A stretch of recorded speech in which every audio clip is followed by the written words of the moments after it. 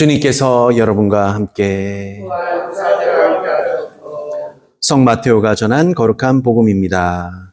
주님께 영광을 드립니다. 예수께서 또 다른 비유를 그들에게 말씀하셨다. 하늘나라는 어떤 사람이 밭에 좋은 씨를 뿌린 것에 비길 수 있다.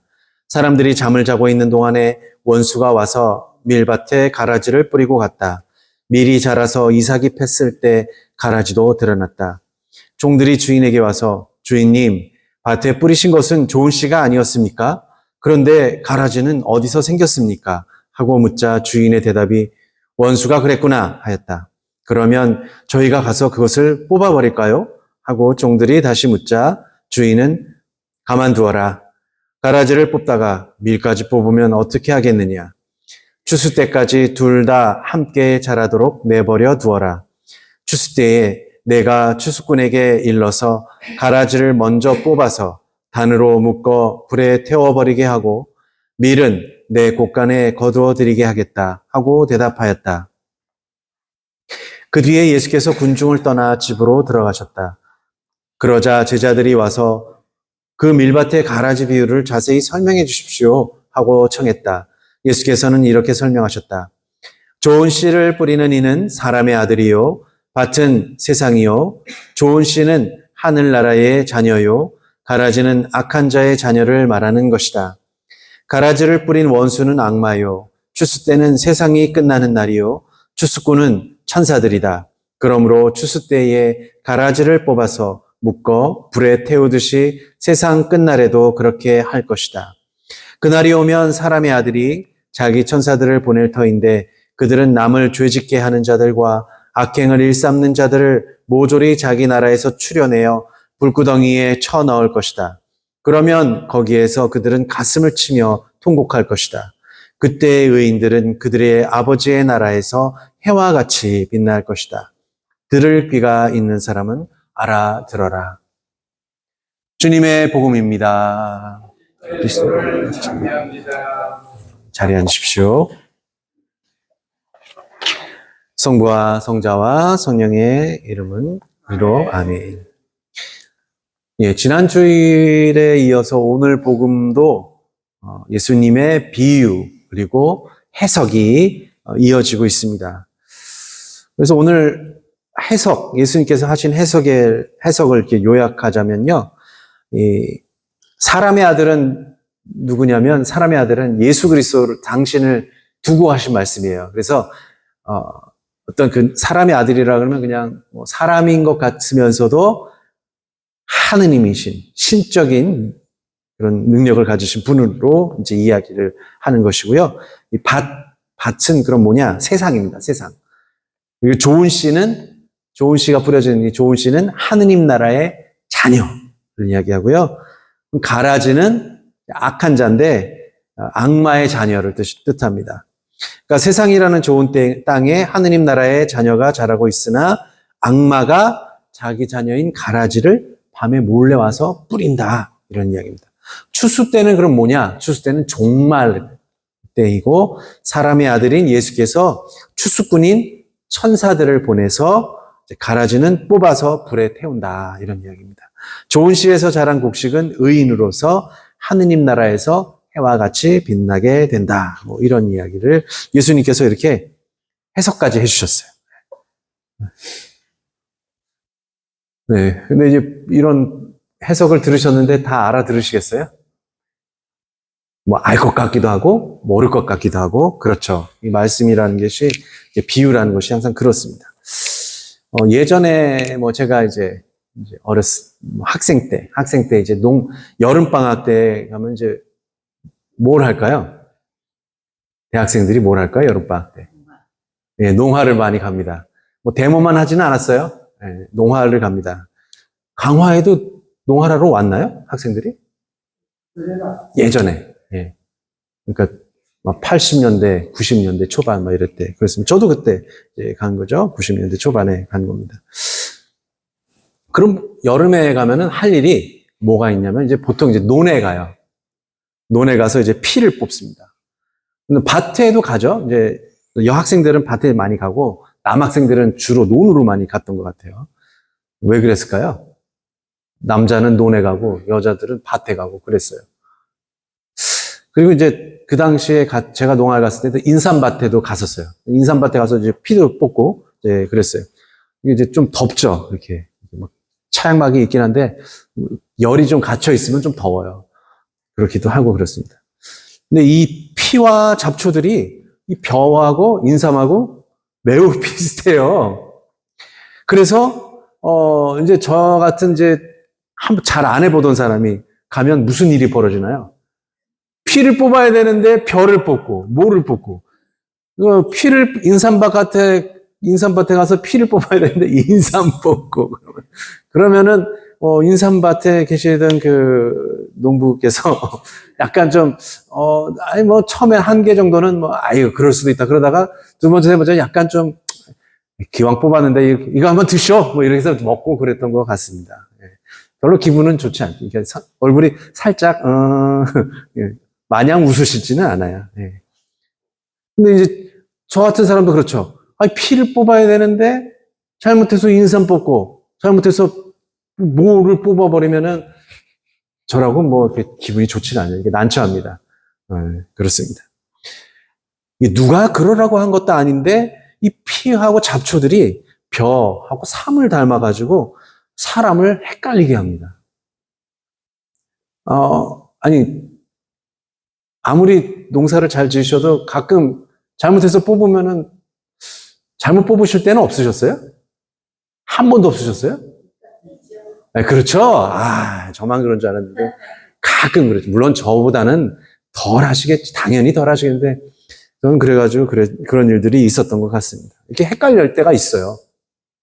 오늘의 비유도 마찬가지일 겁니다. 그래서 이제 제가 가라지가 정확하게 뭔지 몰라가지고 요새는 그래도 기술이 발달해서 인터넷 보면은 나와요. 그러면은 서양, 그 당시에는 다 쌀을 심지 않았어요. 뭐 이스라엘 지역이나 뭐 그 중동 지역이나 다 유럽 다 보리 이런 걸 심겠죠. 그럼 보니까는 가라지가 진짜 비슷하게 생겼어요. 밀하고 보리하고 비슷하게 생겼습니다. 그래서 이제 주인이 밀과 가라지가 다 자라서 구별이 될 때까지 기다리라고 종들에게 이제 명령을 하죠. 기묘하게도요, 가라지는 사람들에게 자신이 환영받지 못한다는 사실을 아는 듯이 밀과 보리처럼 이게 유사한 모습으로 자라나는 것 같아요. 물론 정말 뭐 알겠어요. 사람들이 싫어한다는 걸 알지는 않겠지만 그 사람들이 정말 헷갈리게 만드는 거죠. 비유 말씀처럼 가라지를 여하간에 싹 다 뽑아버리면 악을 퇴치할 수 있을 것이라고 생각합니다. 근데 주인이 뭐라 그러냐면 잘못하다가 밀도 뽑을 수 있다. 그러니까 좀 기다리라고 하는 거죠. 근데 어쨌든 사람들은 그래요. 이 세상의 가라지를 다 뽑아버리면 악을 퇴치할 수 있을 거다라고 하는 사람들은 이 세상이 악으로 도배되고 있으니까 악인을 싹 다 없애면 선인들만 남고 좋은 세상이 올 것이라고 믿죠. 예를 들자면 그런 것도 있어요. 공산주의자들은 자본주의자들이 노동자들을 탄압하고 자본을 앞세워서 그들을 억압하니까 이 계급을 만들어서 이 자본가들을 없애야지만 노동자가 주인이 되는 세상이 온다고 주장을 하였습니다. 근데 반대로요, 자본주의자들은 공산주의자들이 민중이 주인이 된다고 이런 헛된 의식화를 시키고 폭력을 일삼는 빨갱이들을 무조건 척결해야지 보다 나은 세상을 유지할 수 있다고 주장을 하였어요. 근데 이처럼 세상에서 서로 가라지라고 하면서 갈라져서 투쟁하고 전쟁을 하고 있었던 거예요. 이 유럽에서 벌어진 아주 가장 큰 전쟁이 있죠. 이 세계대전, 1차 세계대전, 2차 세계대전. 근데 유럽 사람들이 불교를 많이 믿나요? 이슬람을 많이 믿나요? 다 거의 그리스도교를 믿죠. 유럽 사람들은 그리스도교 믿죠. 이슬람은 중동 지역 이쪽, 아프리카 이쪽 꽤 많이 있습니다. 유럽에서 1차 세계대전, 2차 세계대전이 일어났을 때 그 당시에 독일의 신부 목사님들이 저기에 있는 연합군들을 물리치라고 하느님의 이름으로 축복하고 강복했어요. 그럼 반대쪽에 연합군에 있었던 신부들하고 목사들은 어떻게 했을까요? 저 독일군, 저 나치들을 물리치라고 하느님의 이름으로 병사들을 강복하고 그랬답니다. 하느님의 이름으로 서로 죽이라고 강복했으니까 하느님은 어떻게 미치고 팔딱지지 않았을까 생각이 들어요. 아니, 내가 사람을 살리라고 사랑을 하려 했는데 이 녀석들은 나를 믿는다고 해놓고서는 서로 죽이라고 강복하고 축복했네. 그럼 과연 누가 가라지였을까요? 서로를 가라지라고 비난하고 서로가 너가 그렇게 가라지야 라고 규정하면서 정작 자신을 돌아보지 않아서 생기는 이 분쟁의 씨앗. 그 씨앗은 바로 악마의 계략이 분명해 보입니다. 이야기 하나 들려드리겠습니다. 어느 제자가 이제 그 수도원에 이제 모여든 손님에게 말하는 소리를 이제 스승이 이제 들었는데요. 이 제자가 이 손님에게 뭐라고 말했냐면, 난 특별한 영광을 입었답니다. 수백 명이 다 바깥으로 이제 나가게 되는 동안에도 나 하나만은 스승님께서 가려내어서 제자로 받아들여 지금까지 오셨거든요. 이러는 거예요. 그 이야기를 듣고 나중에 스승이 그를 따로 만나서 이렇게 말합니다. 처음부터 분명히 짚고 넘어가야 했던 말을 내가 지금 함세. 다른 이들이 아니라 자네가 뽑힌 이유는 그건 단지 그들보다도 자네가 모자람이 더 컸기 때문이라네. 다른 사람들은 다 괜찮았기 때문에 그냥 나가라고 했던 거고, 이 제자 하나만은 너무 모자라서 스승이 데리고 있었던 겁니다. 그러니까 이 스승은 제자가 더 겸손해지고 영적으로 성장하기를 바랬기 때문에 이 이야기를 해준 거죠. 그렇게 스승은 그럼 왜 이렇게 얘기했냐면, 하느님께서 얼마나 관대하시고 얼마나 큰 사랑을 베푸시는 분인지를 알려주고 싶었고, 또 하느님께서는 곧바로 심판하지 않고 그 사람이 죄를 뉘우치고 올바로 살아가기를, 그래서 회개하기를 기다려주시는, 얼마나 꽤 오랜 시간 동안 기다려주시는 분인지를 알려주기 위해서 그렇게 스승이 제자에게 다시 말을 해준 것이죠. 요새 우리나라에도 그렇고 세계적으로 AI라고 많이 들어보셨죠? AI가 뭐야? AI가 그런 얘기하는데, 그 인공지능이라는 말, 영어를 AI라고 이렇게 줄임말입니다. AI가 인공지능의 줄임말인데요. 영어로 인공지능이 발달해가지고요. 이제는 사람들이 이게 질문만 잘하면 웬만한 것들은 그냥 척척 알려준답니다. 그러니까 요새 핸드폰에도 뭐 그런 것도 있고 컴퓨터는 당연히 그렇고요. 뭐 이렇게 모르는 거 있거나 뭐 이것 좀 이거 어떻게 하면 좋겠냐 뭐 이렇게 하면 그런 것들도 뭐 요새는 기술이 좋아져가지고 척척 알려준다고 합니다. 근데 이 AI에게 갈수록 심해지는 환경 문제, 기후 문제, 자연 관련해서 이거 어떻게 해결할 수 있는 방안이 있냐라고 물어보면은 처음에 뭐 여러 가지 대답을 해주다가 마침내는 뭐라고 그런 얘기를 많이 하냐면, 이 환경과 기후 위기를 기후를 악화시키는 위험을 더욱더 증가시키고 이 지구의 생명을 악화시키는 존재가 인간이에요. 그렇게 얘기합니다. 그러니까 나중에 어떻게 되냐면, 인간을 지구에서 없애버리면 이 환경과 기후변화 그리고 지구 생태계가 보호가 된다. 이렇게 말을 한다는 그런 얘기가 들려오고 있어요. 아니, AI가 정말 똑똑하잖아요. 똑똑하다고 그렇게 말을 해서 그렇게 질문한 겁니다. 이 지구를 보호하려면 어떻게 해야 돼? 그거요. 제가 아무리 생각해봐도요. 지구에서 인간이 없어지면 자연은 그대로 자란다는 겁니다. 그렇게 대답을 한다는 거예요. 그러면 정말로 인간이 따지고 보면 가라지가 된 거나 똑같은 겁니다. 요새 기술이 그렇게 AI를 함부로 믿으면 우리는 다 죽어야 되는 사람들이 된다고 그럽니다. 그러니까 하느님 입장에서 인간들이 정말 밀과 보리인지 혹은 또 가라지인지 어떻게 알아차리기가 쉬울까 생각을 해볼 수 있어요. 물론 알아차리시겠죠, 당연히. 근데 한쪽을 악으로 규정해서 그 악을 완전히 없애버리는 일은 가능할까요? 가능하지가 않습니다. 우리가 아무리 잡초를 뽑고 그래도 잡초는 반드시 자라납니다. 그 서울에서 살던 사람들, 도시에서 살던 사람들이 자연에서 이렇게 좋은 데에 와서 집 짓고 전원주택에서 사는데 다 힘들어서 다 나가버려요. 왜요? 잡초 때문에. 아니 이게 잡초가 너무나 많아요. 그러니까 이건 뭐 어떻게 해볼 도리가 없는 거예요. 잠깐 어디 갔다 오면 잡초 생기고 잠깐 어디 갔다 오면 그러니까는 이게 쉽지가 않은 겁니다. 근데 그러면 잡초는 그러면 악한 존재예요? 아주 나쁜 거예요? 이 잡초는 그냥 자기 본성대로 자란 거예요. 사실은요. 그렇습니다. 그리고 또 그렇습니다. 악을 없앤다고 하면서 폭력을 사용하게 되면 선이 도리어 악이 돼버립니다.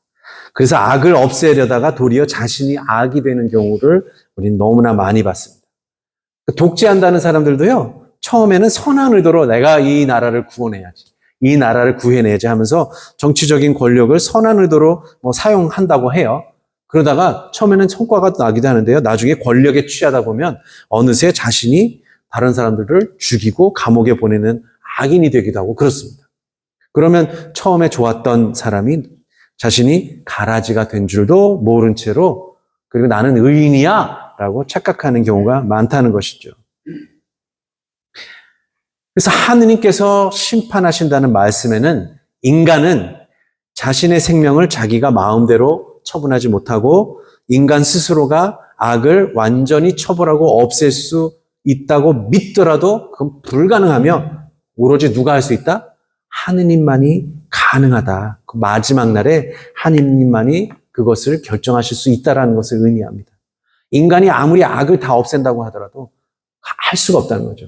지금 미국이 이란이 악하다고 해서 뭘 한다고 해도 지금 되게 어려워하고 있어요. 그게 말이 안 돼요. 그리고 이란을 그렇게 폭력을 사용하다 보면 거기 민간인들도 죽고 결국은 선하다고 자기들이 생각하지만 따지고 보면 그게 정말 선한지 물음이 계속 이제 오고 있는 거랑도 비슷합니다. 그러면 사람들은 저게 그렇게 악한 것을 보고 악인들을 보고 그럼 손을 놔야 하냐고 반문할지 모릅니다. 그럼 저게 악한데요? 그럼 악한 걸 어떻게 해요? 라고 물게 되죠. 그 악에 저항하고 악에 대항해야 하지만 악인과 똑같은 방식이 아니라 그리스도의 삶에서 배우기를 우리 성서는 그렇게 가르쳐주고 있어요. 그러면 이제 다시 한번 진정한 악인과 의인을 가르는 기준이 있을까? 뭐가 의인이고 누가 의인이고 누가 악인인가 가르는 기준이 있을까요? 한 가지 대답은 오늘 제1독서에서 이렇게 말씀을 하시는 것 같습니다. 오늘 1독서에서 그 지혜서 12장 19절에요. 주님은 이와 같은 관용을 보이심으로써 당신 백성에게 의인은 사람들을 사랑해야 한다는 것을 가르쳐 주셨다라는 말씀이 나옵니다. 그러니까 뭐냐? 진짜 의인은 누구냐? 사람을 사랑하는 사람들이라는 거예요. 사람들을 사랑하는 사람들. 그리고 관용을 베풀어서 사람들을 사랑하는 자가 의인과 악인을 가르는 중요한 잣대가 됩니다.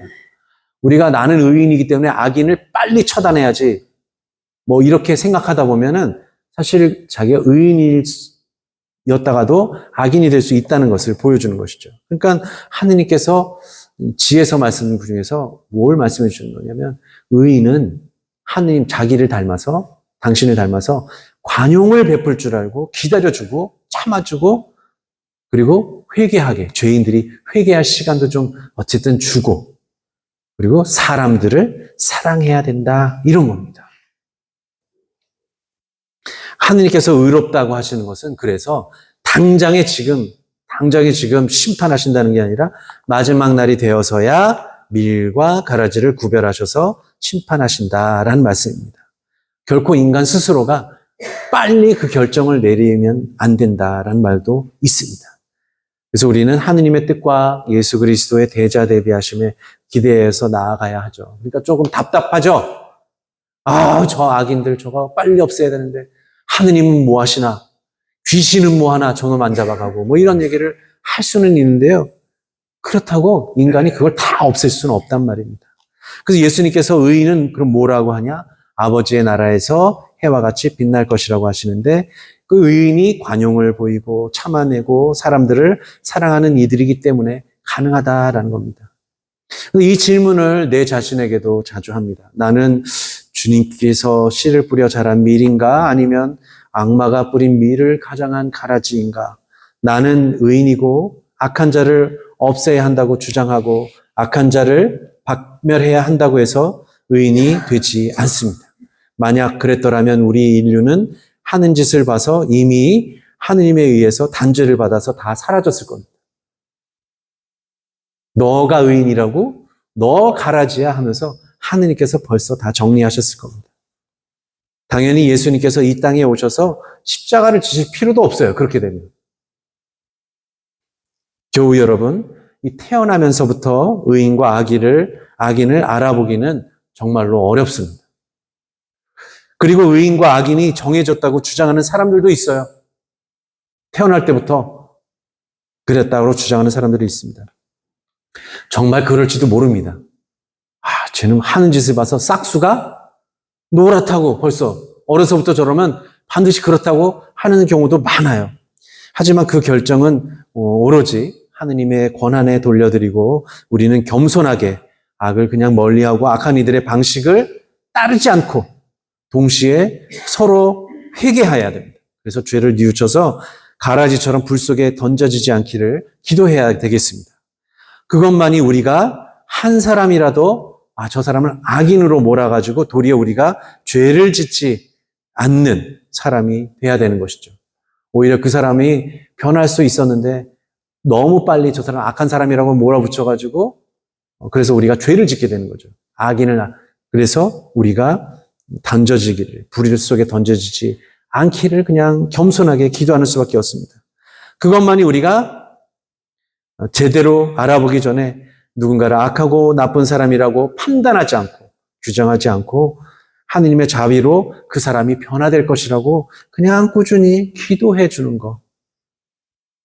답답하지만 그렇게 기도해 줘야 되겠습니다.